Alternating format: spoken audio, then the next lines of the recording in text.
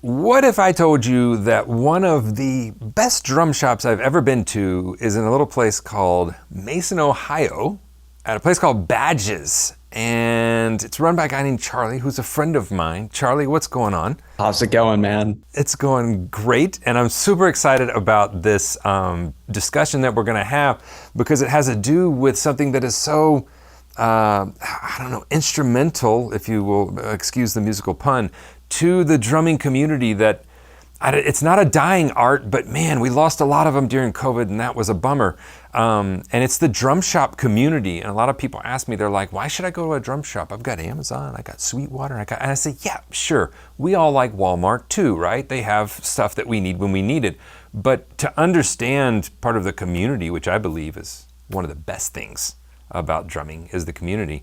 The small mom and pop drum shops are really at the heart of that. Yeah, so let's kind of talk about that, and then I want to get into how you got into owning a drum shop and why you picked Mason, and so talk about that community thing. What do you feel that Badges does for the drumming community, or drum stores do for the drumming community as a whole, that is separate from like what a Sweetwater does, which, hey, we need them. Look, sometimes I need a drum head like tomorrow, and they get it there creepily fast, right? And we need that, but we also need like what you do. What is your role? What do you see your role in the community? Yeah, so more than anything, I mean, there is obviously the facet of you come to the drum shop and it's a place to explore drums and purchase drums, but I think personally, more than that, it's a place of community. Mm-hmm. And that can appear in a lot of ways, but I've seen a lot of friendships blossom out of this store that started right in front of me in this store. I've made friends. I've watched friends make friends here. I've seen some truly beautiful moments here of, kids getting their first kit and their moms telling them how proud they are of them. Just these insights into human life that are so far beyond drums and just more the spirit of the human being. Well, and that's, not to interrupt you, but it's one of the things that I point to. By the way, everyone, it's really hard on Zoom not to interrupt someone because they'll be talking and you try to say something and then it comes through like 2 seconds later. It's something that I harp on with students and other players. I'm like, look, you're making this just about the drums. This is bigger. This is about life. Drums to me, and my wife can tell you this. It took her a long time to figure that out. And we got away for a couple weekends ago, and she was saying, when you were on tour, you talk about that very fondly. She said it seemed to really affect her. I said, yeah, I mean, it's a way of life. It's living, it's the people, it's the smells, it's the cities. And she was wondering, like, is that something that is coming back in, or, and it's just too much travel with where my kids are right now in life. But music is so much more than just... long after they forget a concert, they'll remember the interactions they had with people, or that they got a guitar pick, or the inspiration they took from that other player. I know, just coming to your drum shop, I took inspiration for our building here. I'm like, man, he's got such a cool vibe there, and he's got, and it's just like, it's an inspiration to continue to do this thing that we do, which is, drumming and music. Yeah, no, absolutely. It's kind of a pathway into other facets of life that sometimes don't get explored, but it's a vehicle for that. Yeah. And what I love about a shop like yours is, so every shop is going to have their vibe, right? You can go to Portsmouth's Drum Shop, you can go to Nelson's here in Nashville, you can go to Badges, you can go to Forks. And I tell everybody, I'm like, well, okay, so they say, oh, so why are we going to, we do a drum shop day. That's how important it is to me. This is how important drum shops is to me, everyone. I have a Google Maps pinned with every drum shop in the United States, and I'm working on Canada. And that way, if I even get close, it dings me up and I'm like, oh snap, 2 hours away, we got a drum shop, And And that's how nerdy I am about this. But people say, well, why are we going to another drum shop if we went to the first one? I say, oh, well, Forks is a thing, like it's a whole thing. But Nelson's is also a whole different thing. It's Forks is like it's the Home Depot for drummers. I go in, I'm like, I need this lug for a 1972, Acrolite, and they're like, hold on, I think I saw one of those sitting around the other day. I'm like, why would you have that? And you go into Nelson's, and it's this whole vintage boutique vibe of things, and then you go to Badges, it's a whole other type of a vibe. And so what I love about your shop too is that it's like you can study the history of drumming too by just picking up a drum, because you pick up a drum and you're like, oh, so that one's from the 1930s, and then you start into the story, which I'm very interested in, the story of all drums. And going off what you said, someone picking up that drum, talking about what that drum is and going into the story of that often leads into a conversation about that person's life, Mm-hmm. which I find is very interesting. So often I hear, oh, that was, fill in the blank, and the person can relate something about that drum's history to their personal experiences growing up. Maybe it was similar to something they had as a kid. Maybe they had it as a kid and it's bringing back memory. And it's just kind of a beautiful thing. And like you said, every shop is a different experience. And so you can't go to one and go, okay, I've gotten the experience. Every single one you go to is a different environment, and it's something to check out. Like you said, you go to Forks, it's one thing.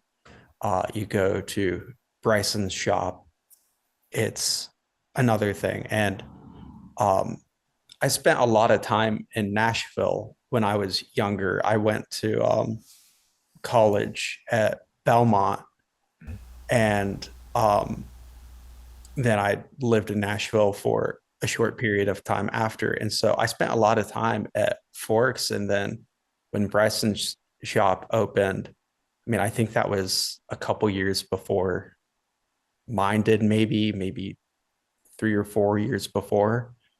I'm probably wrong on the dates there, but I his place was a big inspiration on what we do here, and it's still very different, but that sense of community that you see there is that kind of hit home. Yeah, and what I love about drum shops like yours and others that we've mentioned is, especially here in Nashville, you can walk in any day, because if anyone goes, when you're on tour, you have a lot of free time. It's kind of like hit and miss. It's like, okay, we have sound check. We got here at 7 a.m. You need to be back here at noon for load in. Like, depending on the type of crew you are, and if you have load in already planned with the crew, or if the band are having to load in. And so you're like, okay, well, we got 4 hours. What are we going to do? And if you've got a shop like Badges close to you, there's no question about what are you going to do. It's like, oh no, I'm going to Badges. We're going to hang out there. And so you never know who you're going to walk in and see playing or hang with, or get to just even eavesdrop on their conversations and hear how they interpret the drums or appreciate the drums. When I go to drum shops, I don't like to put a time period on it. I like to just say, I'm going to the drum shop. It could be a 20-minute stop. It could be a 3-hour stop. I do not know. You know what I'm saying? And so are you I guess I've never asked you this, Charlie. Are you a drummer? Okay. I assumed you were. It'd be a really weird thing to come into without being a drummer. But I assumed you were. So what was your path for getting into starting one of the coolest drum shops in the U.S.? Well, I started playing when I was a kid, I guess around 8 or 9, give or take. And I think I started because, like a lot of schools, you had to, pick an instrument for band, and drums sounded like the coolest. And little did I know that what that really meant was, snare drum and bell kit. And I grew fond of it very quickly. And then I really fell in love with it.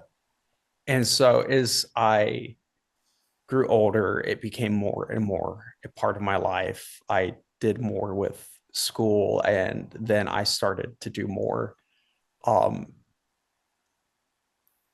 as an individual, and started to get heavy into playing out with some really serious players in town, and really quickly started to develop a hardcore love for the game of drumming. And um I've always been kind of a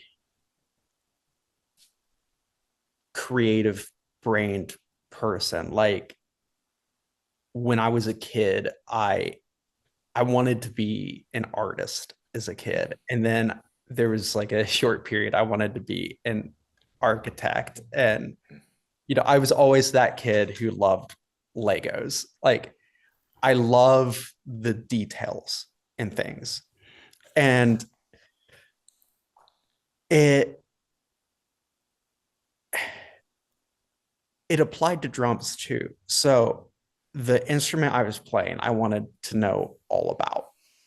And it really quickly turned into a rabbit hole of me, trying to absorb as much knowledge as I can, not only about playing the instrument, but what is it, the history of it.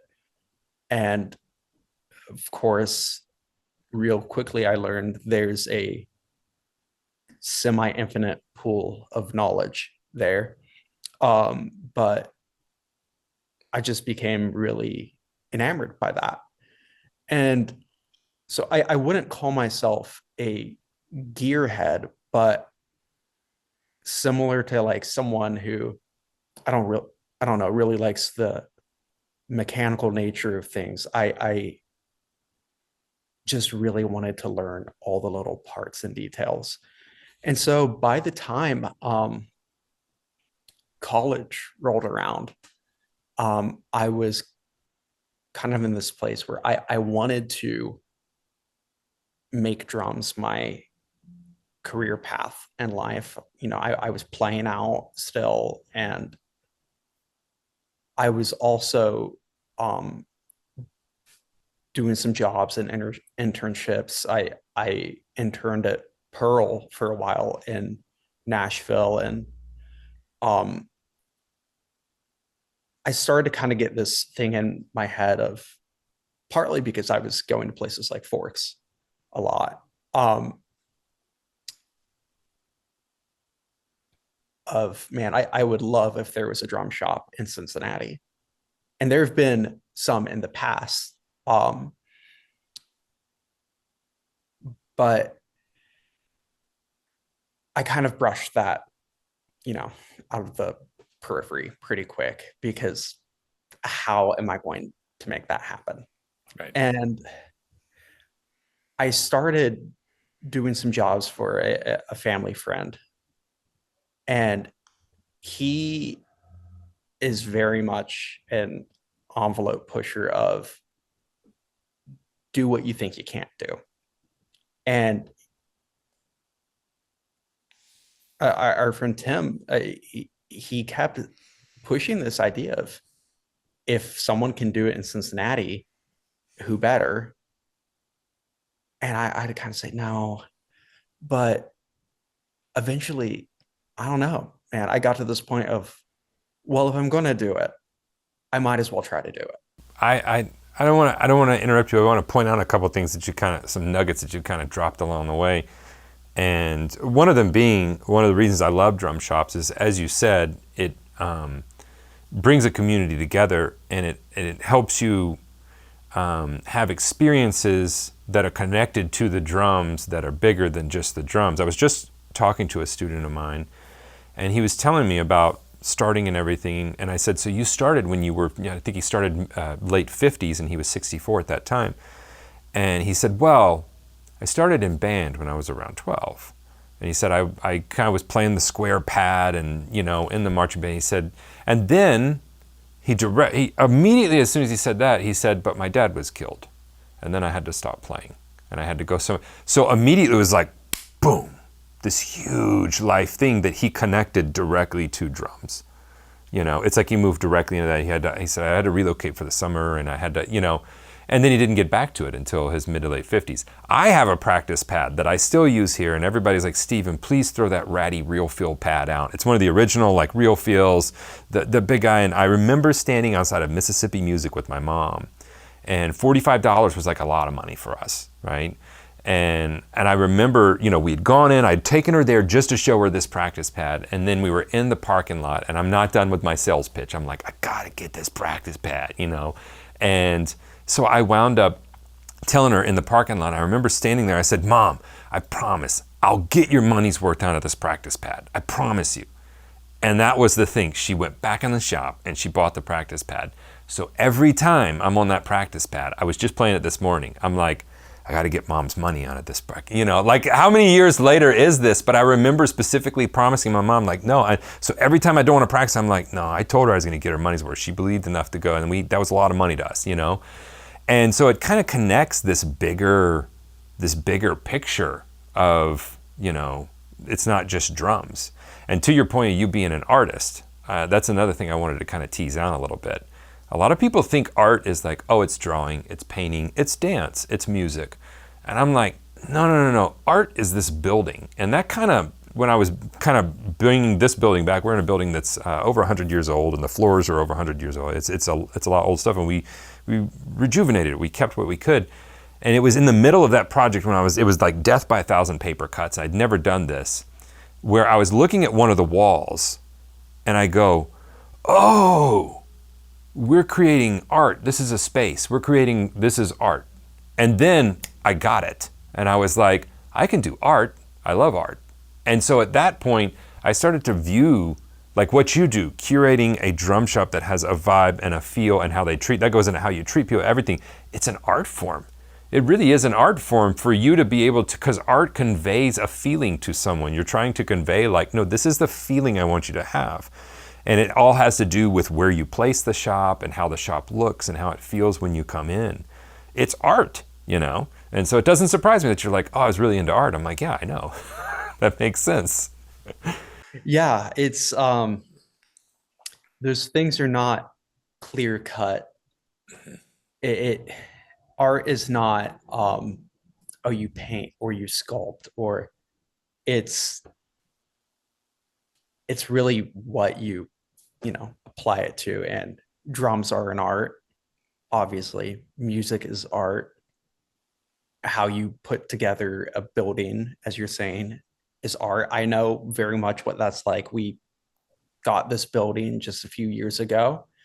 We were in a different space before, and I know what you mean, death by 1,000 paper cuts, because we completely remodeled this building, and this is one of the oldest buildings in Mason. And going through it, it was like, wow, we are uncovering things that are, to me, ancient, Yeah.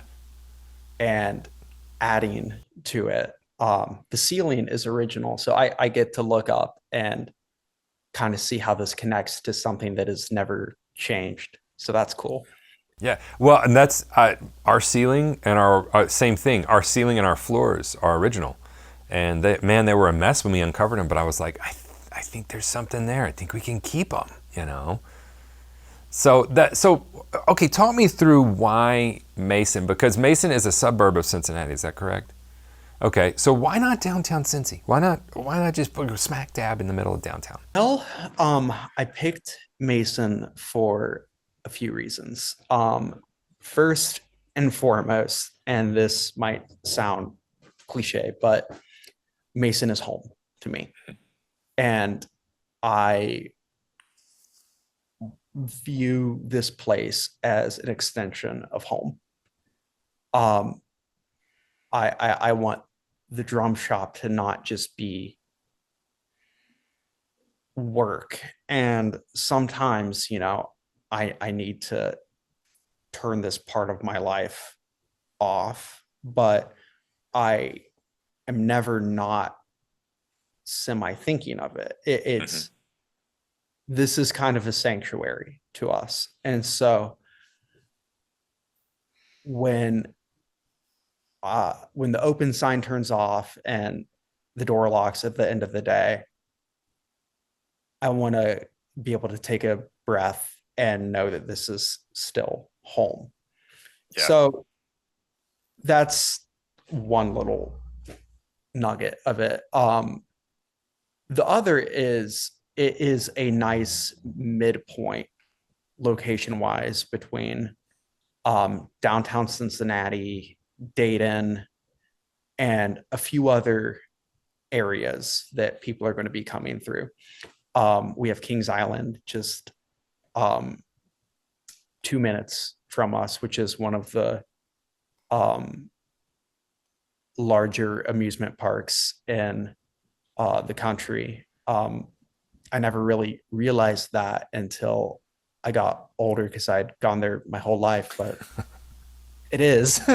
um, and so we get a decent amount of um, people coming to Mason for recreation, and um, a lot of that filters here. But I think more so, Mason is just it's a good place for this. Yeah. It's not too far for any one direction of people to come in this local area. Yeah. Well, and I think it's, so I met Charlie on a wing and a prayer when I was doing a video, 5 drum shops in 5 states in 24 hours or I lose the drum set. And so the concept, you can see it on my channel. The concept was we had to pick a piece of a drum set from each drum shop and then cobble together a drum set by the end of that day, do it in 24 hours, or I had to give everything that I bought away. And I kid you not, when we were, Nelson's was the last, we had to reroute because of a snowstorm that was up in Chicago. So we rerouted through Missouri. And your shop was always like the center point is where we wanted to hit. And it was like an anchor. And then Nelson's. And I kid you not, people think we edited it. We did not edit it. We ran into Nelson's, and they looked at us like we were nuts, because I raised my hands. I was like, "We made it!" And the guy on the floor was working on a drum. He's like, "Ah, you made it!" He's looking around, and Bryson comes out because he knew what was going on. But I mean, we almost lost everything that I had bought in that 24-hour period. So we came in and had to go way too quick through your shop. But to your point of it being a good spot, when we picked the studio where we are, because we're outside of Nashville. We're south of Nashville in a small town called Columbia. And Columbia is an old town. I walk to the town square most days rather than not to go get like honey or local, coffee or whatever. The Arts District is a block away, which they've built out in the last 2 or 3 years. There's all these like really cool, quirky places to go to eat, or there's a leather shop. It's like, yeah, that guy makes hand good leathers, or you can buy a knife there, or there's just all these like quirky places to go because it's a little small town. This vinyl shop is right up there. It's about a 10-minute walk. A great bookstore, that kind of a thing. And then I was like, this is the kind of vibe I want to have. I don't want to have a downtown Nashville vibe. I don't want people to be hurried. And they get here and they're like, wait a second, your porch is a practice pad? I'm like, of course my porch is a practice pad. Why would the porch not, we have a practice pad material, the old real film material, going along the entire porch. And they can just go out there and hang and practice. So we have rockers and, they said, it feels really nice and peaceful here when you come here. I said, well, yeah, that's the point. That's, I try to look at the building and go, if my 14-year-old self had a building, what would he do with it? And then I'm like, he would have drums as coasters. He would, it's some wild thing. And Grant came and he said, hey, the porch should be a practice pad. I'm like, I think that's an amazing idea, So I got obsessed for a week for how do we make this happen, And, but you build kind of your quirky view of what the world is, your little sanctuary, and then you open the doors and you say, okay, you guys can come in, and hopefully you get inspired a little bit and have some fun, but then you have to leave because I also like being here by myself, Yeah. So tell me some of the cool stuff that you've got. I want to talk about like some of the stuff in the shop and, or maybe the stuff that excites you that you've got maybe coming up, or stuff that you've got in the shop that you're just kind of pumped about, or anything in particular that you're passionate about at the moment? Man, well, it is always changing. That is one of the things, and to tie a previous point into this, about how the drum shop is an experience, being a small shop and not a large endeavor.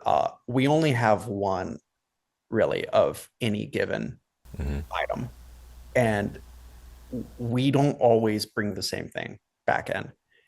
It's all um, individually selected, and so you may come in once in a month and see something unique, and then it's not there again, or it's a rotating field of stuff. So right now we have some pretty cool um, snare drums, and we just had a really beautiful Donette 2N from Ron Donette, and Really? this really cool purple. He called it deep purple, I think. Um, and that left a few days ago. But um, here, should I like bring this around? Oh yeah, dude. Yeah, yeah. Walk us around. We just got this wonderful Gretsch and ginger glass and um the Sonar Vintage series.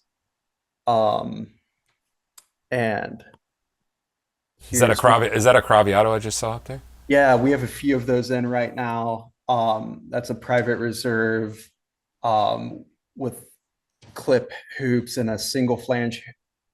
And I there's all sorts of drums at all sorts of, ranges here. Like it's not all boutique and like vintage. Some we keep superphonics, we keep the bread and butter stuff. Like um we get used, we get new, we get vintage. We recently got some of these Rogers reissues. How are the Rogers reissues? I'd heard that they were. So I've got a Rogers kit. That's the one that I toured with the Steel Woods whenever I came through. I was out with them, and I had an old '76, I think it was, rewrap Rogers. How do you like the new Rogers snares? I haven't played them. They're great. They have them at a few um price points, and they all sound phenomenal. I mean, of course, they have the metal shell stuff and the Dynasonics, and um, this is a tower snare, and it sells for 505, and it's a beautiful sounding snare drum. I think it's a really versatile do anything drum. Um, let's see what other. And one of the things that people need to, because sometimes drummers that maybe they just started playing, or we take sometimes our level one camp into Nelson's, and it's a little overwhelming for them because they don't know what to do with an old drum. They don't know the nuances.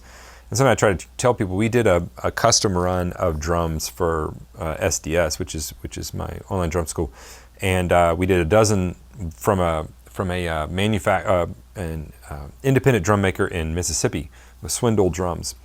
And they're beautiful. I mean, just cherry, and they sound great. It's one of my favorite drums to take out. But people would kind of balk a little bit at the price. And I would tell them, I say, well, look, just for me to have these made, it was like $550 a snare, because they're custom. He hand built all of these. Like, this isn't some mass-produced factory, you know what I'm saying? This is a custom drum. So when we're looking at some drums, sometimes people go, how is that worth $1,000? It's like, okay, well, look into the construction of it, look into the artistry of it, look into the sound of it, you got to look into other things besides just a price point, because, some of them will be expensive, or some of them, like you said, you can get, an Acrolite, which is a workhorse. You're just going to, Superphonic, you're going to get that. It's going to be a price point. It's going to be affordable. Grab it and throw it on stage. It's going to sound good. Absolutely. Yeah, no, for sure, man. Like, I think that is one of maybe the traps drummers sometimes fall into is um, sometimes basic is best. Just getting something like an acrolite. I mean, that's one of the most loved drums for a very good reason. It's not, um, you don't have to mortgage your house to buy it, and it works. Everyone loves it. It's hard to make it sound bad, and it just will always work. Yeah. Funny enough, I bought an acrolite from a cat down in Alabama on Facebook Marketplace for, I got it, I think it was like $125, which is a good price for an acrolite if anybody doesn't know what acrolites are. It was in mid 70s. And you say it's hard to make it sound bad. This guy made it sound bad. I bought it, and it was a very intentional thing. He had put a double strainer on it, and he had a black head that he had cranked way up, and it was just like, I hit it and I go, oh my God, whoa, what's going on? Who did this? It's like a therapy session. I'm like, who did this to you? Who hurt you? Why did they do that? What? Can you talk to me? But to your point, I've got a set of new beat hi-hats right here, and we have probably 15 pairs of hi-hats in here, a lot more expensive than this. They're a workhorse, and when you put them under a microphone, they sound incredible. So when we A beat them with a bunch of others, it's like, no, put the new beats on there. Oh, absolutely. Like that's another thing. Like the Zildjian new beat, it's one of the most recorded hi-hats for a reason. And it doesn't have to be um the holy grail old K to sound. Yeah, to sound great. And it's a lot of it's the player. One of my favorite things is to watch a player like a Jay Belarose, or I've got a buddy lives in North Carolina, Jeff Clapp. When they sit down to he's such a beautiful cat. I love him. And when they sit down to a drum set, they approach each drum as a unique entity, and they explore it, and they kind of are looking for, like, what does this drum do? How does it feel? Who are you? Kind of like a first date situation. Like, do I want to date you? I don't know. Do we want a second date? Maybe not. I don't know if I do. And it affects how they play the instrument, and how their touch and feel and vibe for it. I've got a question. Hold up. We edit this, so you don't have to worry about. I had a question I wanted to ask you. Oh, yeah. Okay. Okay, so a lot of you may not know that great shops like Charlie's, you can call them because they're real people, and you can actually tell them what you're looking for, and they will write it down, and then they'll do things like try to find it for you, or they'll keep it first of mind. So if they had one come through the shop, they'll actually like reach out and be like, hey, we found the thing you're looking for. Here it is.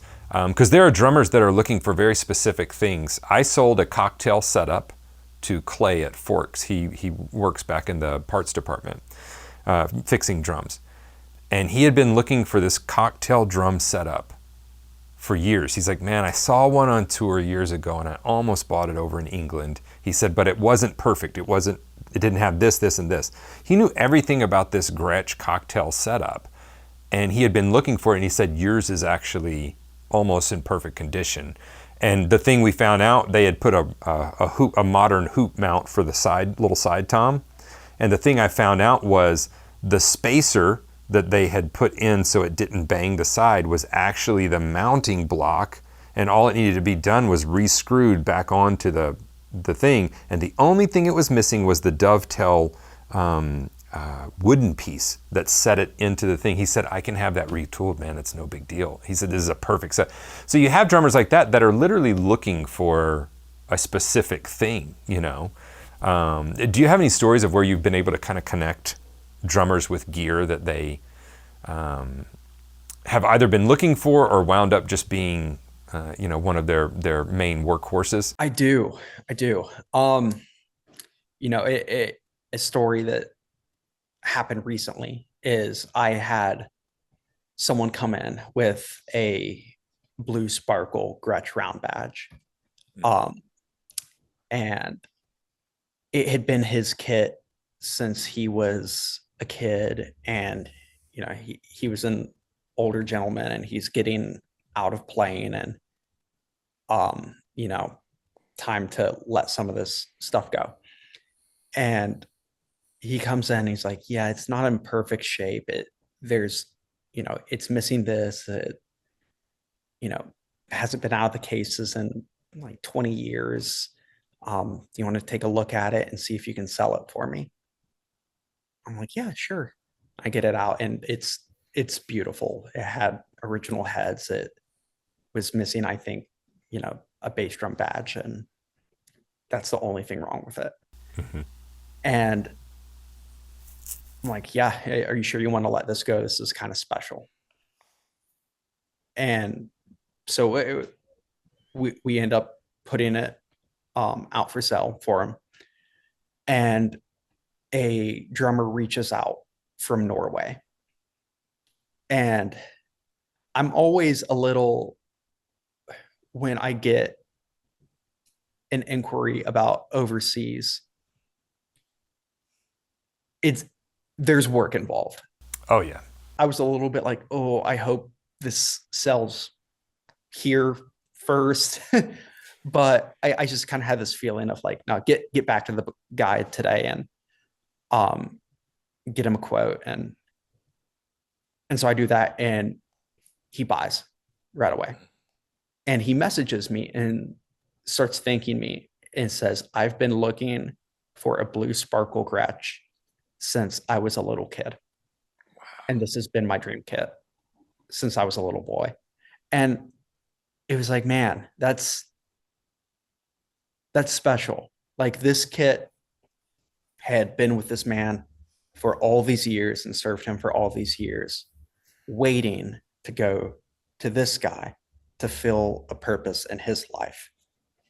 And, it kind of goes full circle back to that more than drums thing of this being a tool for blessing someone's life. And it was just a very cool experience to have. Well, and people ask about the drums here, and every drum comes with a story. So sometimes they don't want to ask about them because I'm like, well, let me tell you a story. And I bought a lot of, and I wound up asking you some questions. By the way, thank you for answering them. So Johnny, the bass player that was played in the Steel Woods with me when I was out with them, he had a buddy. And he got on the bus one day and he said, hey, I got a buddy that's got a set of old sling dogs he's trying to sell. And I'm like, okay. He's like, they're blue sparkle, they're pretty. I said, okay, well, great. And he said, I think he just wants $650 for him, some price. He said, do you want him? And I said, well, I don't know. Where is he, man? He's in Wisconsin. I said, I don't want a set of sling dogs in Wisconsin. How am I going to get them, It's the shipping's going to be way over. So we start going back and forth. He said, oh, I think he's got some other stuff for sale. I said, okay, well, why don't you? So then we start talking. Well, it turns out his brother had passed away. Both he and his brother were drum collectors. He had sold his large collection a long time ago, and then his brother passed away. And all these drums that were in a barn and in storage, he had inherited, and he had started going through them. And he was trying to, so he said, I said, well, he's kind of sent me an overview. This is what I got. And I said, well, what do you want for all of it? And he said, no, I don't want to do it that way. I said, okay, well, how do you want to do it? He said, I want to go through every piece individually. I said, oh boy, okay. So 6 weeks, text messages back and forth. He would take them out, he would set them up, clean them off, take pictures, send it to me about the story behind them. He would tell me a little bit about how, and I found that as he was doing that, this was kind of, I think, therapeutic for him because it was a way to go through all of these drums and memories he had with his brother, and his wife or girlfriend, I forget which, wound up thanking me when I went there, and she said he's just been really obsessed with this and selling these, and it's kind of, we've been talking about his brother just constantly because they were all over their house. I went in their house, it was completely full of the drums. I wound up going there and trailering up there, 15 hours straight deadhead, 15 hours back. I was gone, I think 37 hours total. That included me getting there at like 10 o'clock at night. We went through all these vintage drums. Then I went and did not sleep all night because I'm like, oh, I don't know, is this a mistake? And then I got up 4 hours later. We loaded them in the rain, and then I trailered back. And but we got here, and we've got drum kits that have this huge history. One of these is a Ludwig Bomber that has wooden lugs and was used on a late night show. A comedian, his drummer used it. That guy's mom bought it from that drummer because she thought her boys might be interested. And then turns out all three of those boys grew up to be drummers in the Wisconsin area. And I've got it, I've got this old Ludwig Bomber. I have a old marching bass drum from the 1920s that is signed by all of these musicians from the Wisconsin area. The whole back is signed by all these musicians. A Sonar kit. This one's a funny one. His brother went to the casino one night and won big, and wound up calling me. He's like, Tom, what do I do? I won all this money. Tom's like, buy a drum set. So he buys a custom $10,000 Sonar drum set in 1995. And, a bird's eye maple. It's a beautiful kit. He goes and sets it up to play it at this local dinner club. Plays it one night, asks the owner, he says, hey, is anybody going to mess with it? The owner said, no, nobody gets back to it. He said, okay. He left it set up. Well, he comes back in the next time, and the town drunk drum hero is on them, just bashing. And so he gets freaked out, takes them down, takes them back to his house, puts them back in the boxes, and puts them in storage. And there they sat until I came and picked them up. They'd been played like 2 times. And you can see the only issue is the rash that's on the bass drum from where the guy was pounding it. There was a little on the hardware. They still have factory heads, original boxes, And so you open this time capsule of this $10,000 drum set where you're like, why would you do that? Why would you put it in, But it's all these stories, like you said, it's story. And every drum he'd send it, this one is from, and then he would tell me not only his story with it, but the person before him and how they had it and where he would play it. And he'd send me pictures of him playing it. It's just so much more than just playing the drums, whenever we dive into it. Well, that's awesome, man. So what are your shop hours, just so everybody can know? We can kind of do some of the, the nuts and bolts of it. How do they get in contact with you? What are the shop hours? What's the website? Shop hours are 12 to 7, Tuesday through Thursday, and 12 to 5, Friday and Saturday. And we are closed Sunday and Monday. And we are located in Mason, Ohio. 127 West Main Street is the address. And all of our info is on badgesdrumshop.com. You can email us, call us with any questions. Y'all ship it. Y'all ship as well. We ship all over the country. We ship internationally. Yeah. I tell a lot of people, a great place to get it if you're not like the person that goes searching Facebook Marketplace and Craigslist or antique shops. A great place to go, if you buy a drum from Charlie, he's going to be able to tell you about it. He's going to have looked through the drum. He's going to be able to tell you like the issues with it, and so you may pay a little bit more than you would on Facebook Marketplace, but what you're going to get is a drum that's been gone through, and he'd be like, here's the issues, this is what it is, and you can find out a lot about it. So yeah, awesome. Well, man, thank you for taking the time. I know you guys are about to open, so I don't want to, take you away from your bread and butter. So, but thank you for taking the time to talk to me and tell me a little bit about your story and your shop, man. For having me, Stephen. I really appreciate it. Oh, you bet. And Grant and I, we are very. If you are watching this and you haven't, go over to the YouTube channel and check out that challenge video. It was a lot of fun. We still have the Murayama actually up here. That we bought, and we are going to do another one. So, but I told Grant, I was like, we got to figure out how we can do another one, but also go back to badges. I was like, it's the one I want to go back, We'll brainstorm something. Yeah, awesome, man. Well, very cool. Thanks for doing this, man. We'll talk soon.